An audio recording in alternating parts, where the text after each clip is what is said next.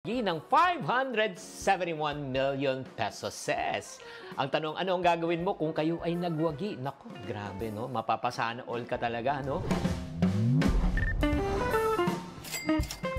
Alam mo, kung kayo ay nagwagi ng ganong kalaking pera, ang unang dapat natin gawin, panatilihin natin na kalmado ang ating isipan. Oo. Huwag ka munang magpanik. Oo. Huwag ka magmamadali sa paggagastos, sa pag-i-invest.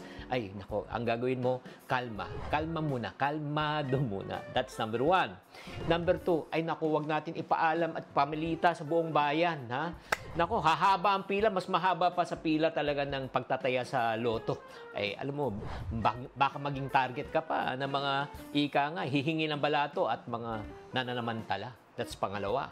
Pangatlo, huwag ma-pressure din maggastos. Oo, huwag tayo magpadala sa pressure na iba-ibang tao na humihiling sa atin ng pera. Planuhin natin na maayos, no? Kasi alam mo, sa totoo lang, napakadali po talaga gastusin ang pera. Di ba? Pero napakahirap tong kitain. Alam mo, pang-apat ang pwede natin gawin, magbayad muna tayo ng utang. Kung meron tayong mga utang, unahin muna ng pagbabayad ng utang. Ito ay magbibigay sa atin ng tinatawag ng clean slate at peace of mind. Number 5, alam mo, pinakamaganda kung nagwagi ka ng ganung kalaking pera, maglaan ka ng emergency fund. Itabi mo yung pondo mo para sa buwanan mong gastusin. Alam mo, sa totoo lang pag ako ganun kalaki ang pera ko, maglalaan na ako para sa 40 years ko. 40 years, no? Na kahit di ako talaga magtrabaho, may pera pa rin ako. Paano pa natin ko-compute yun? Halimbawa, 100,000 ang nilaan mo times 40 years. Ang ibig sabihin yan, maglalaan ka ng 48 million pesos. 48 million pesos lalagay mo na sa emergency fund. Tapos, pag may 48 million ka na, anong gagawin mo sa 48 million? I-invest mo siya. Oo. Ito lang mag-compute lang po tayo. Ilagay lang po natin sa 5% interest per year. Yung 48 million, alam mo magkano pwede kitain yan? Kikita ng almost 2 million pesos yan per year.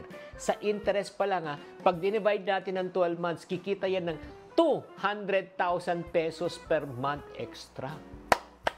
Oh, imagine mo, grabe naman talaga. Wala ka nang ginagawa. Since may 50 million ka, may 200,000 pesos ka pang pumapasok buwan-buwan. Magtrabaho ka o hindi.